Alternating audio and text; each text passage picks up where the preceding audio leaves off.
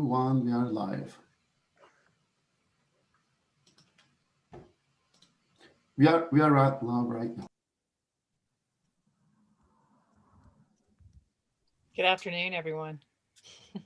Good afternoon. It's not live yet. Okay. Salam alaikum, peace, namaste. Not? I can see.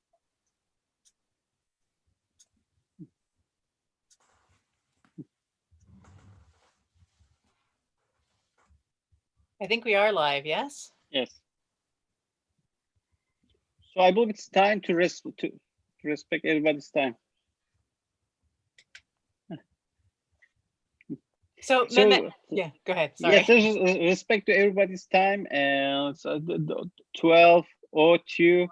Let me start from the beginning. Yes. Assalamu alaikum, shalom alaikum, peace, namaste, bonjour, hola, здравствуйте, ni hao, konnichiwa, guten tag, and shikamo. Yes, da.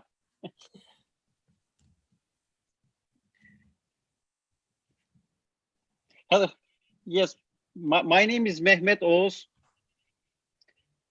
I'm a board member of Raindrop Foundation, and I'm honored to say welcome to all of our guests in YouTube, our moderators, Sister Martha and Kirk, Dr. Don Martin, and our speaker, Dr. Considine. So who is Raindrop Foundation? Let me tell you briefly and have some reminders to our audience. Raindrop Foundation is part of the Hizmet movement and is contributing to the San Antonio any way as they can through their culture and interfaith gatherings. A short introduction, and I know we all are waiting, Dr. Considine, Sister Martha and Kirk, and Don Martin. So a few reminders, then I will give mic to them. Please type your questions in YouTube. In the second part of the event, Sister Martha or Dr. Martin, they will ask the question to Dr. Considine. And there's going to be a form as well. Please fill the form. We have a door prize today, 3 signed books by Dr. Considine. Please do not forget to sign the form that will post it on YouTube. Thank you. Welcome again. Now it's your turn, Sister Martha and Don.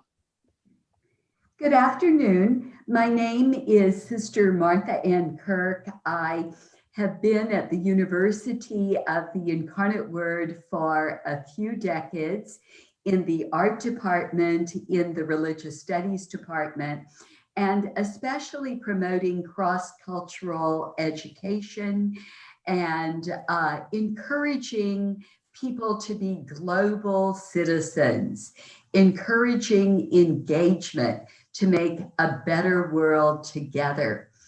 In 2006, I received an email to a friendship dinner. I always want more friends, so I happily attended. Little did I realize in 2006 that I would be meeting some wonderful new friends who were rooted in the Islamic tradition and who really understood that the Prophet Muhammad in the Islamic tradition calls people to peace and unity.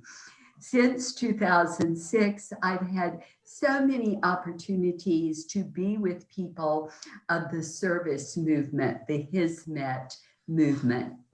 Locally, I am with people at the Raindrop House, but I have also had many opportunities to take students and friends on interfaith tours of Turkey. I have had research opportunities to be in Hizmet schools and to see their fine work helping and working in solidarity with people of many countries in many ways. So it is definitely a joy to be a part of this gathering today. And I would like to pass this on to a wonderful leader in our city, the director of the Soul Center, Dr. Don Martin. Thank you, Martha Ann, so much. And such a privilege to be here with everyone. I always learn something at an event that's hosted or sponsored by the Raindrop Turkish Foundation here in San Antonio and globally as well. So I appreciate this opportunity to be in conversation and an opportunity to read Dr. Considine's book, which we will dive into momentarily. As Sister Martha Ann mentioned, I'm the director of the Soul Center, Source of Light Center, which is an interfaith education, adult education center focused on creating spaces of respectful curiosity where we can engage one another in the full dynamisms of faith, civic engagement, and to use the words of Dr. Eck that are quoted in Dr. Considine's book, energetic engagement. So let us move towards a place of energetic engagement. First, I'm going to read you a bio, Dr. Considine's bio, and then Sister Martha Ann and I will engage in some questions and conversation. Again, we invite conversations from all of our participants, so it truly is an energetic engagement on multiple levels of this very rich text. Dr. Craig Considine is a scholar, professor, global speaker, media contributor, and public intellectual based at the Department of Sociology at Rice University. He is the author of many books and articles. Dr. Considine's opinions have been featured in the New York Times, Washington Post, CNN, BBC, CBS News, Fox News, MSNBC, Newsweek, and Foreign Policy. He has been invited to speak at some of the leading international organizations and universities in the world. Dr. Considine is visible on social media. He holds a PhD from Trinity College, University of Dublin, MSc from Royal Holloway, University of London, and a BA from American University in Washington, D.C. Dr. Considine, it is a privilege to have you with us today. Thank you so much for taking time out on a Saturday to help guide us in this conversation and share with us your wisdom and experiences, which you do so well in the text. It's such a lovely interweaving of your scholarly research and also the relationships that you have developed in and through your conversations and relationships with members of different traditions, Christian and Muslim. So welcome. Thank Any you so opening much. remarks you would like to start us off with? Or Well, I'd like to thank everyone for being here to Raindrop in San Antonio for putting on this event, for the great energy that Sister Martha Ann and Dr. Martin, you both are bringing to this event. It's great to be in the presence of kindred spirits, and I'm looking forward to a lively conversation today.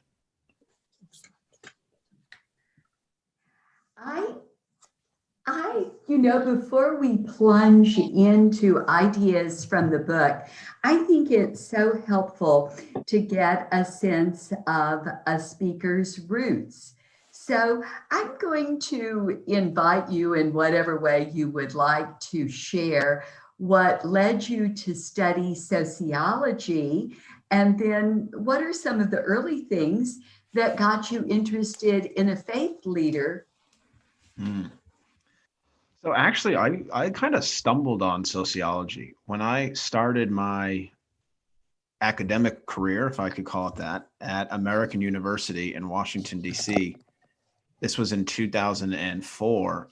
The Iraq War had just started, and being a young American citizen in the kind of the belly of the beast in Washington, D.C., I was really interested in what was going on. And I was really concerned with what was going on too.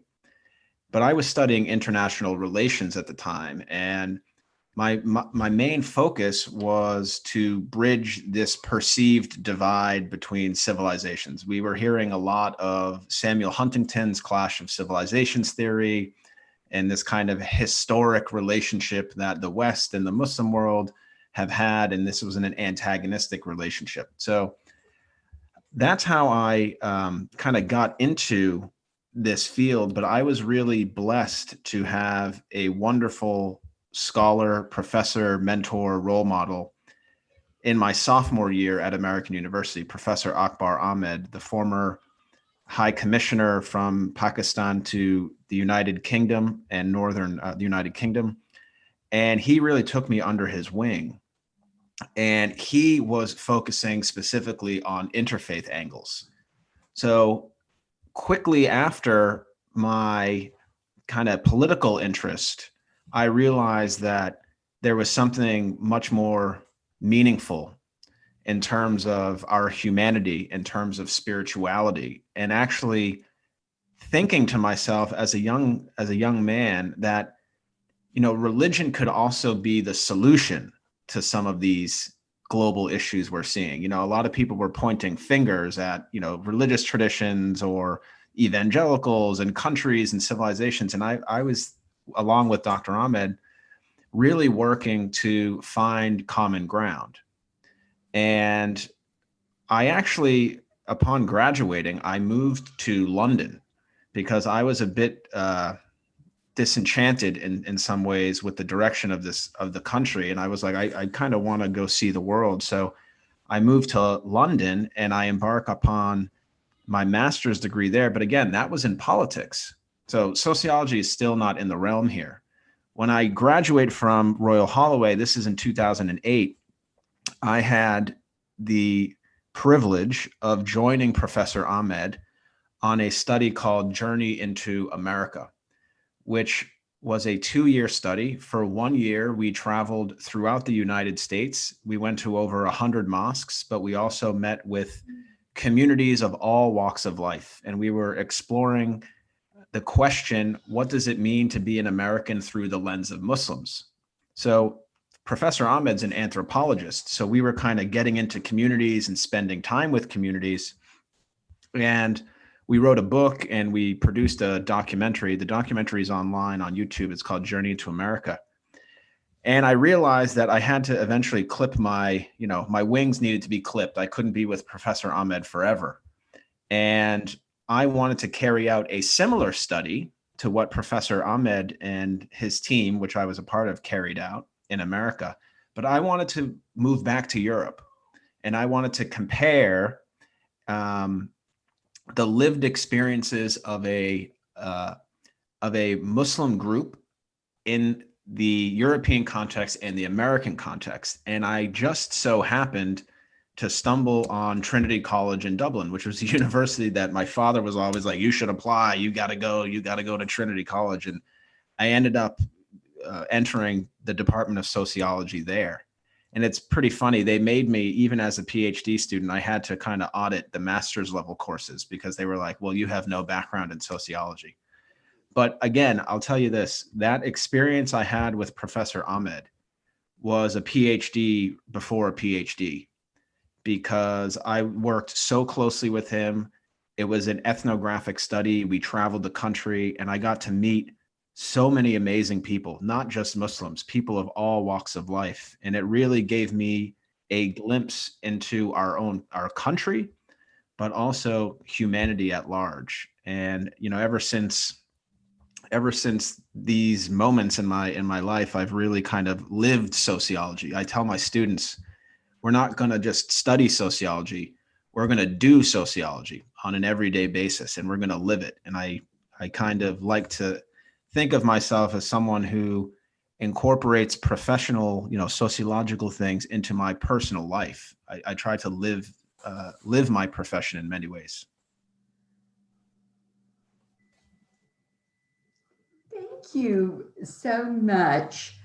I can remember in the 1960s taking a sociology class and reading Dr. Martin Luther King Jr.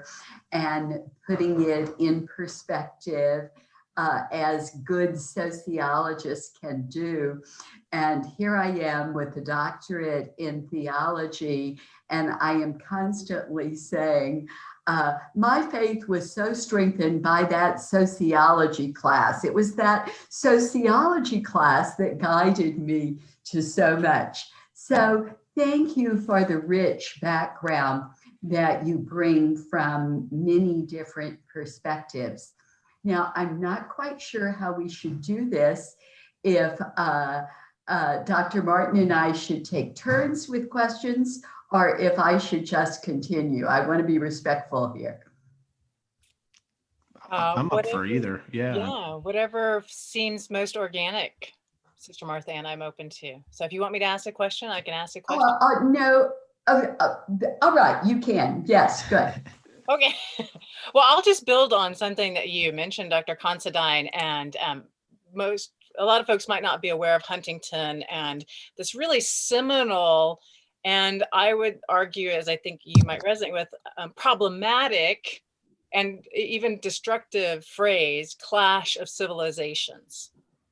And putting it into this very polarized conversation and reducing the complexities of relationship across traditions, across religions, across countries, across the globe.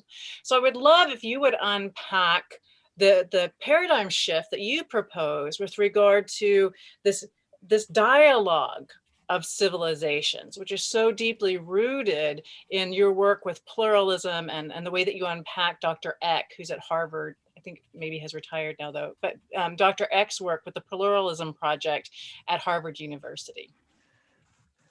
Thank you, Dr. Martin. I would say this, yeah, the clash of civilizations is really problematic, I think, for two main reasons. The first is that it assumes that entities like Islamic civilization and Western civilization are monolithic entities. You know, it really ignores all of the intra-civilizational differences, diversities, right? So I think it's problematic in that sense. And then it's also problematic because it assumes via the word clash that there's been a historic struggle between these imagined civilizations. And to be fair, that is true, but it doesn't paint the entirety of history. There have been many moments in history where the clash of civilizations, again, if we're using the kind of binary between the West and Islam and Christians and Muslims, there have been many times where the clash has not existed.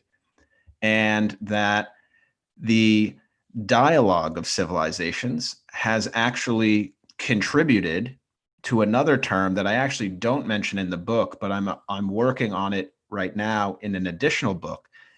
And I refer to it as the synthesis of civilizations, right? So the clash creates the separation. The dialogue is when people come together. But just because people come together to have dialogue doesn't necessarily mean anything new is created out of that. The synthesis of civilizations actually refers to this kind of blending of cultures, of faith traditions, of even like political philosophies, approaches to governing and approaches to, you know, ordering society, and then something new is created.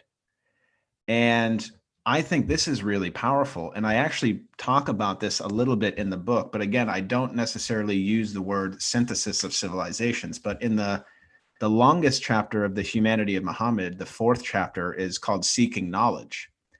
And I dedicate a huge chunk of that chapter to Sicily, the history of Sicily from, I think I started in the 9th century up until the 12th century. And this was a period in time where a bunch of different elements. So we have Arab. I try to do it in alphabetical order. We have Arab peoples, Christian peoples, Greek, Byzantine, Norman, Islamic, and then throw in a flare of North African and a flare of, I think it was the Lombard people of Italy. And they're coming together and they're creating a type of society in which I think progress in terms of civilizational developments, science, philosophy, culture, these were the things that were really pushing society forward. These were the guiding principles. And individuals were not necessarily so concerned about what people believed or where they came from, but rather what they could offer. And what we see in Sicily is the synthesis of civilization. So when you go, I don't know if anyone has been to Palermo, Dr. Martin or Sister Martha Ann, I don't know if you've been to Palermo. I have not been, but I actually just posted something on Twitter. And I mentioned this in the book, the Monreale Cathedral.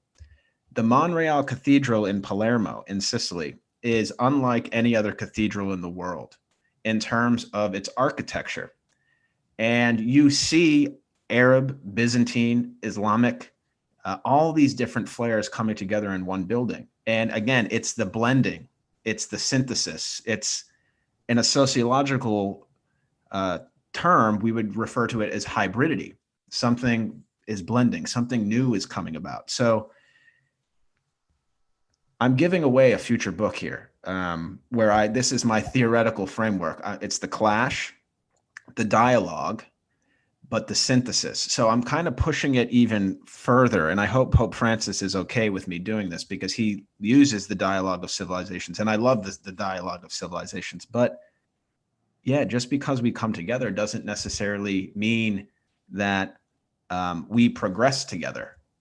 You know, how do we actually work together? How do we create together? And I think the synthesis of civilizations offers us a little bit more, if that makes sense. Thank you. Yes, yes. That chapter 4 is so rich. I don't know if there are any other insights or ideas that you would like to share from that. Sure. So I actually referred to Sicily and Palermo as the other Alandalus. So the term Alandalus largely refers to a period in European history, Spanish history, that is also influenced significantly by Islam and Arabs and Muslims. And a similar dynamic was unfolding in cities like Cordoba, Toledo, Granada, and Sevilla.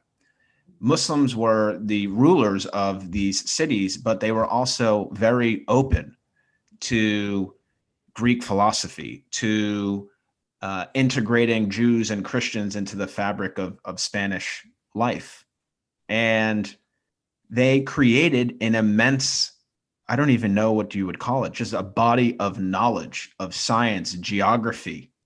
You know, when we think about Christopher Columbus, and you know, someone who is still controversial in this country, 1492, he sails west thinking that he's gonna, you know, discovering a new world. But that never would have been possible if it wasn't for the developments made by early Muslim geographers in previous centuries. So in that context, Al-Andalus, we have many Al-Andaluses, and I refer to the term la convivencia, which is it's actually an academic hypothesis. It's used by historians, and it refers to, again, this spirit of pluralism. Dr. Martin, you mentioned earlier Diana Eck's term, the energetic engagement with diversity, not just religious diversity, all diversity. And then when we engage with this diversity, things, you know, you put it together and then things flourish. And I always find it interesting too, like when we think about European history, you know, a lot of the times people don't consider this period Al-Andalus. I mean, I think broadly it's like 711 to 1492, but the height of it was, I think it was like late 10th century to the 12th century. But people forget, like, this isn't Islamic history. This is European history. This is Western civilization history as well. It's just such an easy historical period in time to combat the clash of civilizations. You know, when Muslims have always been part of Europe in many ways. And I think it's important to recognize that. And then the other thing, real quick, Sister Martha Ann, that I'd like to say, one thing I've noticed in doing a lot of these talks is people really like the section on Rumi and Emerson. So Rumi is the famed Sufi saint, a poet who talks about love and peace and humanity and the oneness of God and love of his creation. And then fast forward to the 19th century in Boston, where I'm from, we have Ralph Waldo Emerson, a transcendentalist Christian who is really pulling from so many different religious texts throughout history. And he's kind of putting it all together, and he's creating a new way of thinking about being Christian. And that was really important to me, because I don't necessarily think I'm a conventional mainstream Christian in a lot of ways. And he kind of gave me hope. I was like, all right, if he did it, okay, I can, be out there. I can be out there. And it's amazing. The book uses passages from their poems, and it's amazing. It's almost literally identical, some of the stuff that they're saying. And it makes you wonder if Emerson was plagiarizing from Rumi. Obviously, I don't think he was, but that's how close these passages are. So the book really tries to use stories and moments in time to kind of provide readers with a something easily digestible that you can walk away with. And you can say, well, this is why the Clash of Civilizations is problematic. I really appreciate what you're saying. And as I say, I have taught in art and work in drama and dance. And I want to offer an image.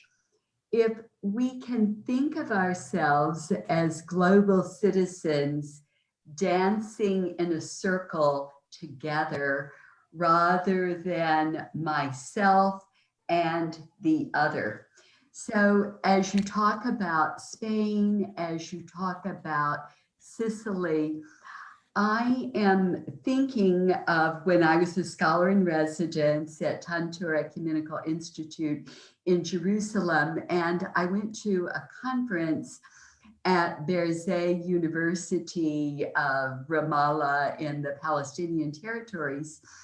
And the conference was Encounters Across the Mediterranean. And so it made me realize I am in a circle of global citizens, thinking about encounters across the Mediterranean. And I grew up as, good Catholic girl from the perspective of Catholic and expelling the Moors from Spain, rather than recognizing that, all of this philosophy and literature and art and architecture and science, which is Islamic civilization, and the gift that Muhammad encouraged learning. And Absolutely. The whole world is better in the past and better in the present from that central idea of take the book. Learning is important. Yeah. Okay, Absolutely. Dr. Martin, it's your turn to ask a question. All right. I loved how you alluded to earlier, Dr. Considine, the imagined communities, Benedict Anderson's idea of what really comes together to make a people, for good and for ill.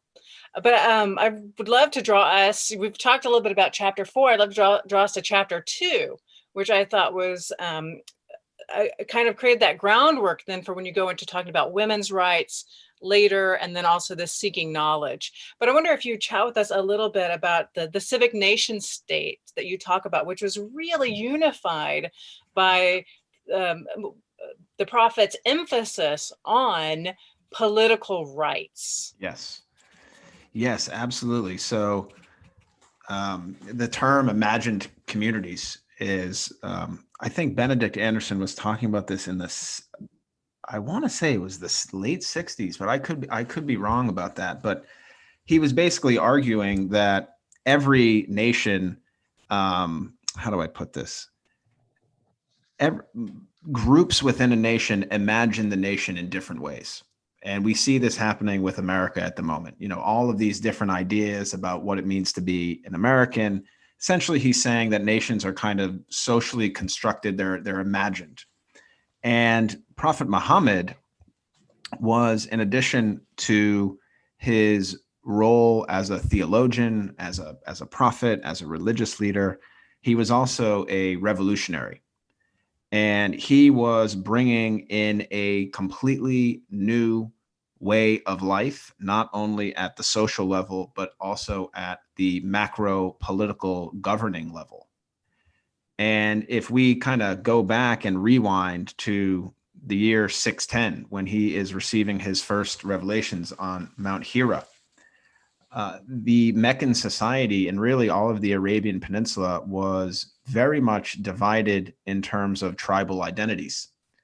And that's how society was governed. So your sense of belonging and your worth in a society in many ways was determined the minute you were born into this world, right? We would really call that an ethnic nation, right? So your worth is determined by how you look, the color of your skin, the texture of your hair, your family, your blood, your ancestry. Muhammad is coming with a completely new idea. And I think much of this idea, the civic nation, which I'll talk about in a second, is really rooted in Muhammad's revelations, God speaking to him, explaining to him that God created all human beings fundamentally equal, right? And there's a passage in the Quran that says, we have made you into nations and tribes so you can get to know one another. It's almost like God is testing human beings. Like, I'm going to make you deliberately, I'm going to make you different. You're going to look different. You're going to speak different, and you're going to come from different backgrounds. This is my challenge to you. It's almost like Muhammad is recognizing that and saying, okay, well, what do I do? So he is sharing these ideas of the oneness of humanity, of the importance of overcoming racism, of tribalism. And his community is being persecuted. So he moves north to Medina in 622. Medina at the time was composed of Jewish tribes and pagan tribes, largely. And the Aus and the Khazraj were the predominant Arab pagan tribes, and they were in conflict for quite some time. And the Jewish tribes were also involved in this conflict, and it was happening over generation and generation, all because of the tribalism. So Muhammad comes and brings all of these entities together, and he is essentially a moderator in many ways. He is the person that is there to solve this issue, once and for all. So how does he do it? You can't necessarily create a country or a nation that is rooted in ancestry anymore because it hadn't been working. So he's saying, okay, we're going to create a nation steeped in political rights. This is where the civic nation comes in. So a civic nation is a nation in which your sense of belonging is not tied to your looks, your language, your ethnicity, or your race. What makes you part of the nation is the Constitution, the separation of religion and state, freedom of religion, freedom of worship, freedom of conscience, the right to own property, the right to assembly. All of the things that I really appreciate about the country that I was born into, the United States. I mean, these are the things that I think are important, and I think they contribute to a healthy society. When I learned that Muhammad entered into this agreement, popularly referred to as the Constitution of Medina, then I start realizing, okay, wait a minute. 622, Muhammad was entering into a compact in which Jews, pagans, and Muslims were all tied together, right? They were essentially a republic. It was a confederation of all these tribes. But all of these tribes were able to live life according to their own conscience. So freedom of religion was respected, the right to own property. But more importantly, what Muhammad said was what impacts one group is going to impact the other group. So communities are mutually dependent upon one another. And I found this to be really, really striking, not only because Muhammad and his companions were doing this in 622, but also because it reminds us, I think, when we talk about civilizations, and Sister Martha Ann, you kind of mentioned this, they're fluid. They kind of build on each other. This idea that America is the greatest country in the world because we have freedom of religion, freedom of speech. I'm not here to criticize that. I love all those things, but they're not necessarily unique to America. We're not the only nation in the world today that has these things. And we're definitely not the only nation to have always, to have had these things throughout time. I mean, Muhammad was doing it. So the civic nation, I think, today is something that we need to bolster in this country, the United States, because I think the civic nation is under threat. I think we see a bit more of the ethnic nation popping up. I think Muslim majority nations around the world need to kind of reimagine the origins of the first Muslim nation in Medina. And then I think the civic nation really is fundamental when we talk about the fostering the synthesis of civilizations. If you have a civic nation, you can get to that synthesis, I think. Thank you. Thank you so much.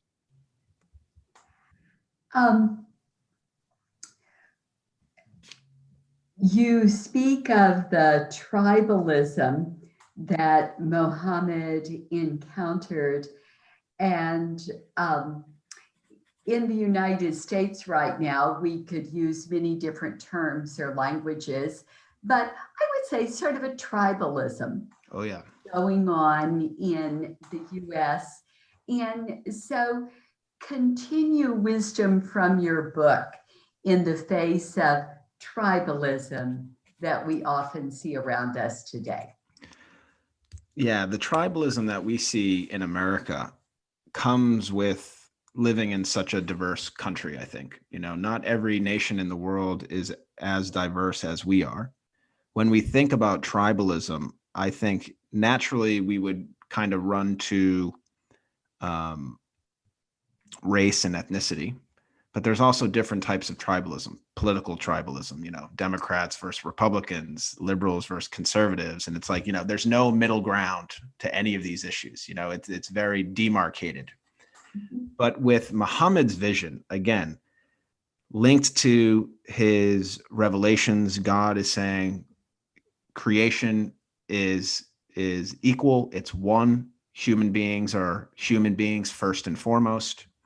He's also coming with, Muhammad is, with ideas relating specifically to, I think, what we would refer to today as racial equality. And I've been touching on this. And there's a whole chapter in the book dedicated to anti-racism, which is a term that we've seen pop up a little bit over the last five or so months with a lot of these movements, specifically the Black Lives Matter movement. And we see prominent individuals in American society today saying that, you know, non-racism, being non-racist is no longer enough because it doesn't really tackle or overcome the fundamental racism that we see in society. You know, so to be a non-racist is not a bad thing, right? I hope that everyone listening here does not hold views on racial superiority. But like, how many people with us today are engaging in anti-racist endeavors or activities? It's a different ballgame. So Muhammad, again, Dr. Martin, you were talking earlier about Professor Eck, the energetic engagement. Muhammad was not simply saying, hey, all people are created equal. He was also saying, I'm going to do something about it. So the book offers several examples. The Constitution of Medina, I think, is an act of anti-racism itself, because he is creating an entire nation, entire community, a society in which racial equality is and religious equality is kind of paramount. I think ideally this country, the United States, if you look at the Declaration of Independence, just words, unfortunately, we haven't always lived up to them. That is anti-racist. But Muhammad engaging with Bilal ibn Rabah, who was a slave from his mother was from Abyssinia in modern day Ethiopia, and his father is said to have been a local Arab. and Bilal was born into slavery. And he did not look like the rest of the Arab people, the tribes in Mecca. He was of a darker complexion. And when Muhammad started sharing his revelations in around 613, Bilal was one of the first people to kind of come forward and say, hey, this guy is onto something.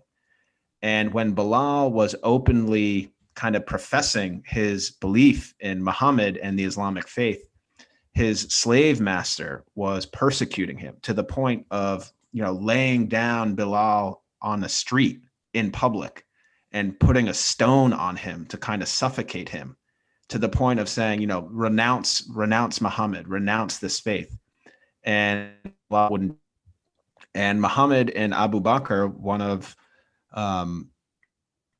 companions, actually purchased Bilal's, and Bilal ends up being one of the most members of the early Islamic community. He rose to the position of president, who is the person who calls the Muslims to prayer, right? So not only is Muhammad freeing this individual, but he's also saying, I don't care if this person looks this way or that way. He is a person of high character and conduct, and I'm going to elevate him into this top position.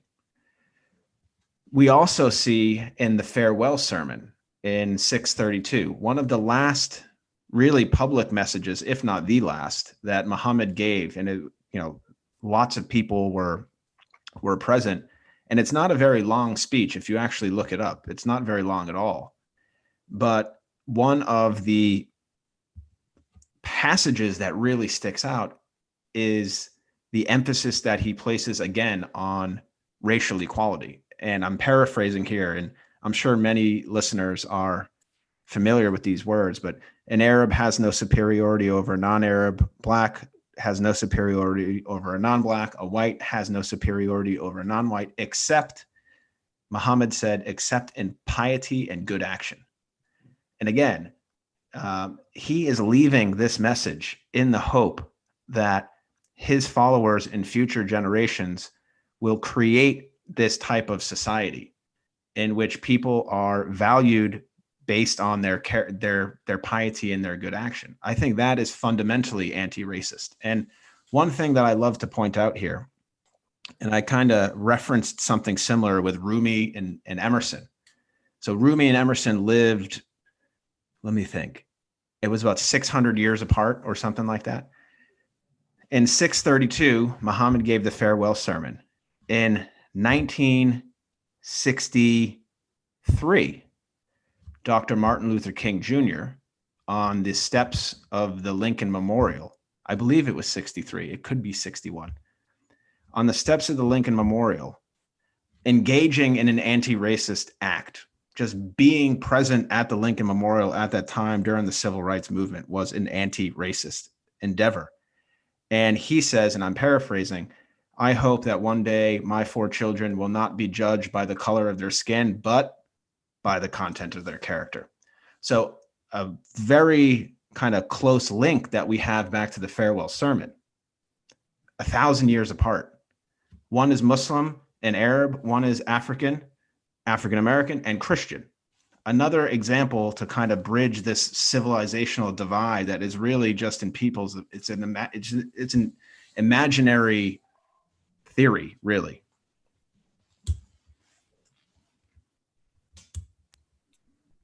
Excellent, thank you. We have had a question submitted in the chat, so I'm going to read that out, and then hopefully we'll have some more questions. If not, I'm sure that Dr. Kirk and I have questions we can ask also for the remainder. So here's a question, and it'll be interesting because it's going to go right into your synthesis of civilization. So it'll have some rich material that you're actively engaging right now.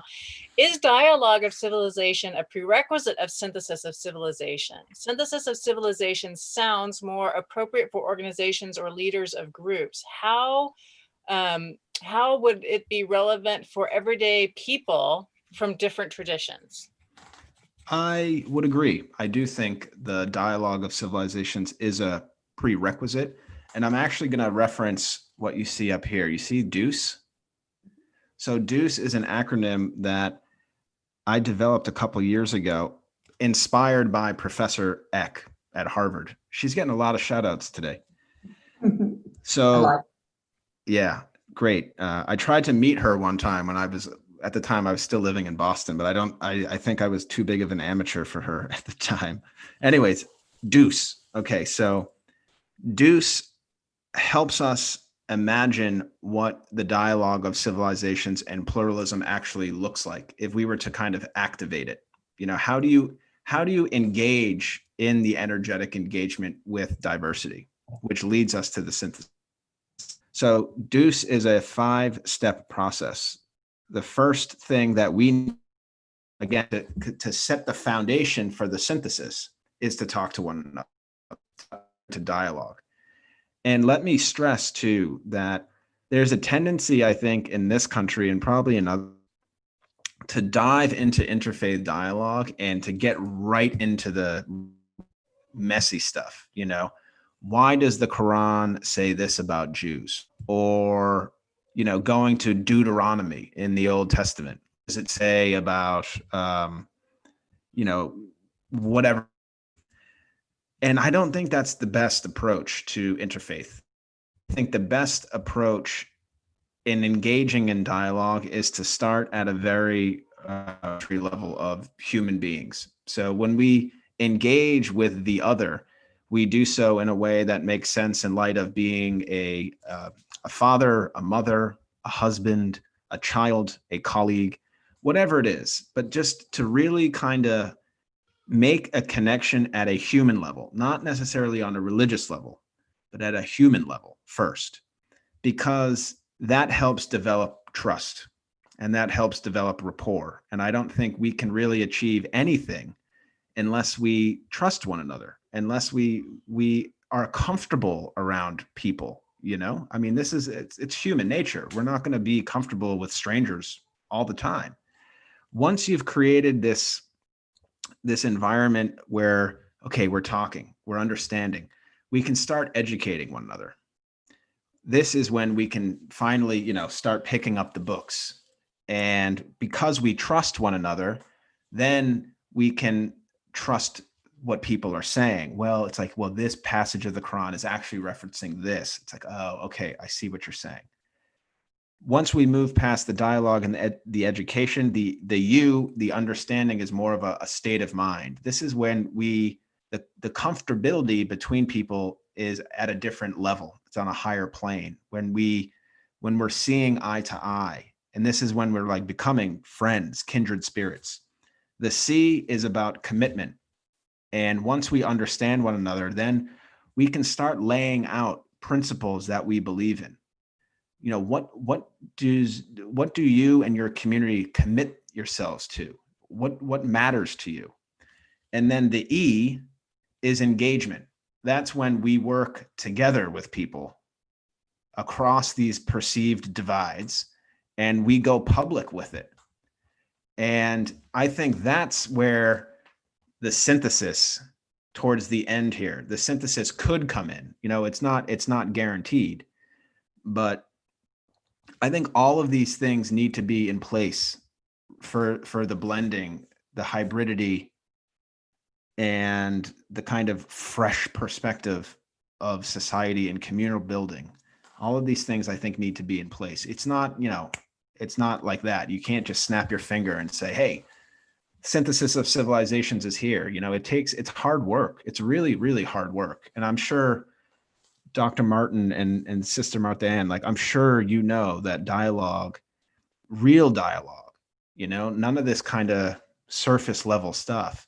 It's really hard and it's messy and like you get knocked down and you get discouraged, but you know, we got to just keep moving.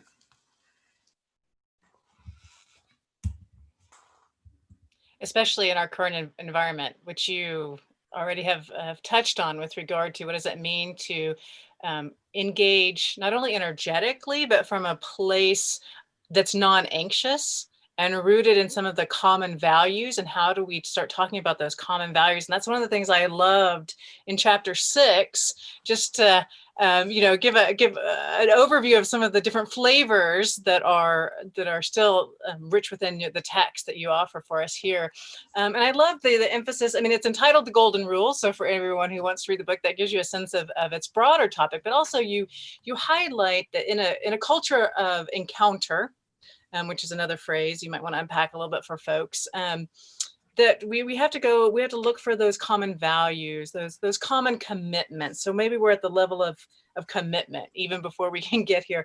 But I love you talk about the golden rule, forgiveness, which especially in our current political context is an undervalued common value, and love for humanity. And that gets us even back to the title. The overall trajectory of this text really is that rootedness in our humanity, in our common humanity. So I'd love for you, if you want to just unpack some of the jewels that are available in that chapter. Sure. So the culture of encounter, I think I'll start with that. I am so thankful that Pope Francis emerged as the leader of the faith tradition that I identify with in 2013. And it coincided with a kind of revitalization of my own faith when I was living in Ireland. I was, various things were happening in my life, going through difficult times. I was kind of an a la carte Catholic in many ways. I was kind of not really there, not really practicing. And Pope Francis comes, and just the words that he uses, culture of encounter, was something I think that I was trying to live in my own life. And I think the root really of this culture of encounter, and I don't necessarily talk about this in the book, but I think Pope Francis is calling on us, not just as Catholics, us as human beings, to humble ourselves in the presence of other people. So kind of just being in the presence of others and just being present in the hope of learning, of the hope of potentially changing, of the hope of, or even the idea of potentially being wrong, eliminating ideas of superiority, transcending stereotypes and these perceptions, right? So I think the culture of encounter is really at the beginning of the deuce that we just talked about. It's just kind of, letting yourself, how do I describe this?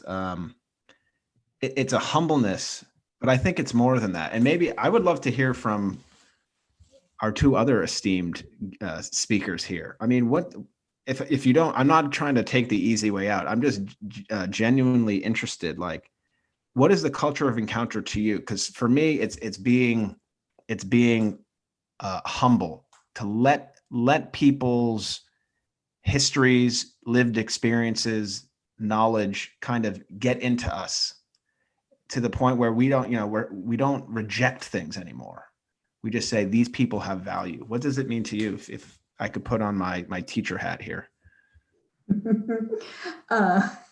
The two of us are very involved in the compassion movement in our city, and our city is one of 450 cities in the world that have adopted the Charter for Compassion, pledged the Charter for Compassion as how we want to live. So I will say the group of Catholic sisters I belong to have a line in our Constitution that we hope to bring the love of God through the promotion of human dignity. I want to respect the dignity of every person whom God made and relate in respectful, positive ways. So as a Catholic sister, as the compassion movement in the city of San Antonio, and that we may be good global citizens. I'm going to answer quickly because we do have two questions in the chat, and I'd love to get to our other participants. I believe it's a Celtic prayer, but one of the lines says, help me to cradle in wonder each person I encounter today. And so that's one of the Love that. sort of positionalities. I don't know if that's the right way, or the way that I try to remain porous and open is the sense of wonder. Thaumazon, I think, is in the Greek. And I also link that to, I was in an earlier conversation on faith and race right before this. And I was asked to talk a little bit about biblical justice. And I went to Micah 6, what does the Lord require of you? But to do justice, to love kindness or mercy, and to walk humbly with the divine.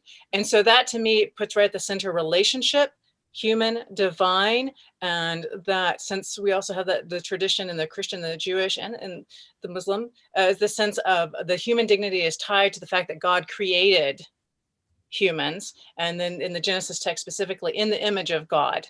So that integrity is planned, as you alluded to earlier, Dr. Considine, about how diversity is an expression of the divine gift of life. And so how do we live into that? Not only with wonder, which can sometimes might sound like a little bit, oh, well, she's just in a ethereal place, but it also has to then embody acting, which is to do justice. That's inspired. I'm inspired by both of these answers. And, you know, I will say this before we get to the questions, like the respecting of human dignity without requisites is really hard to do. You know, like Jesus calls on Christians and calls on everyone to love unconditionally. And I, you know, as a human, I really struggle with that. It's really hard, but the mission and the journey to do that never stops. And that is something that I think we need to remind ourselves of, that oneness of creation, God created us in his image. He loves us. So what would he expect us to do with his creation? Love. Pretty simple, I think. Simple but not easy. Not easy. Yeah, exactly. At all. Yeah. It's a simple command. And yet how often we fall 1,000 times. I always take Jesus's words, you know, how much should I forgive? 7 times? No, 70 times 7.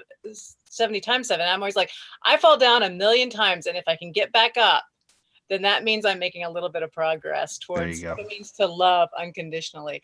I'm going to highlight just one. We have 2 minutes. So I apologize to folks there's like 4 in here, so we won't get to them, but I'm sure that Dr. Considine can take a look at them, and maybe our paths will cross again at some point.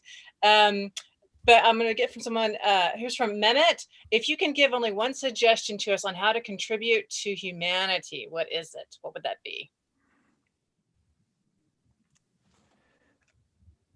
Go over to your neighbor's house and knock on their door, and try to find a way to share a meal with them in the next week.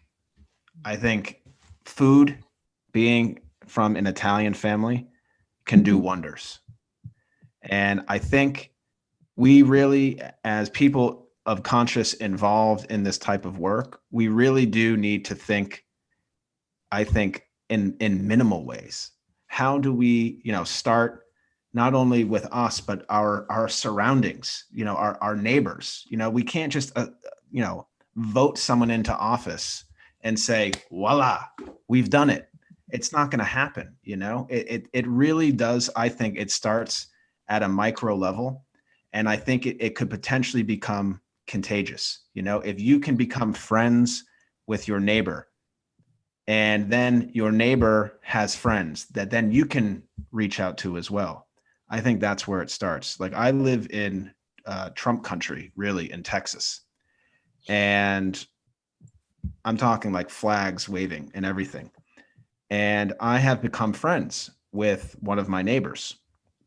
I don't think he knows the type of work that I do, but I will happily have that conversation with him once we've developed some more rapport. But I really do think, I think it starts I think it starts there. That's a very small contribution, but hopefully we can snowball and we can touch more people via food. Let's eat together, folks. Let's Which feast. the Raindrop Foundation here in San Antonio can offer a master class in hospitality, radical hospitality, and always generous with food. Thank you so much, Dr. Considine. Thank you both. Thank you. And I would love to stay in touch. You know, I feel like for me personally, I really, really value when I see people who identify themselves as Christians walking on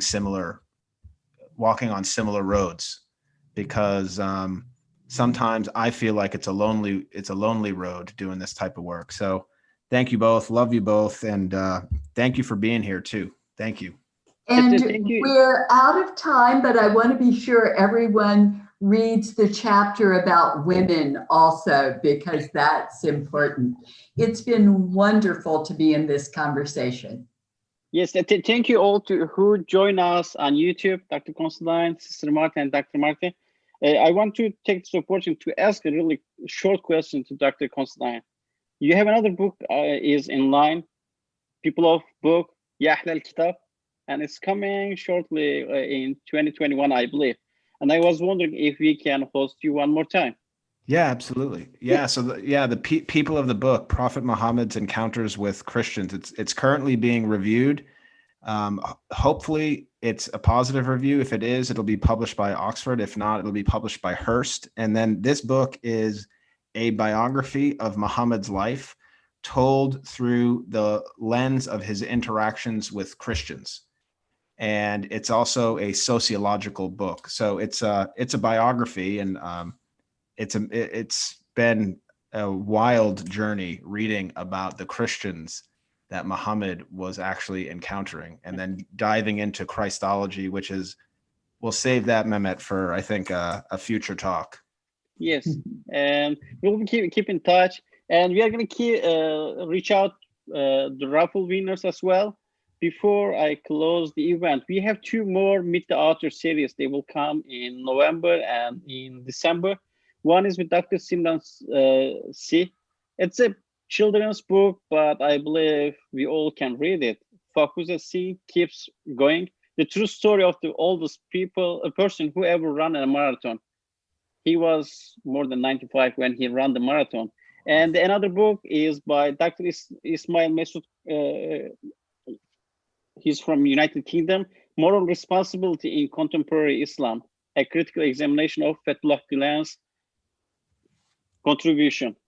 So please like the video, like our and subscribe to our YouTube channel, and please at least you can leave your email for future events. Thank you all, and have a good and great weekend. Thank you all. God bless. Thanks again. Take care. Bye, everyone. Bye-bye.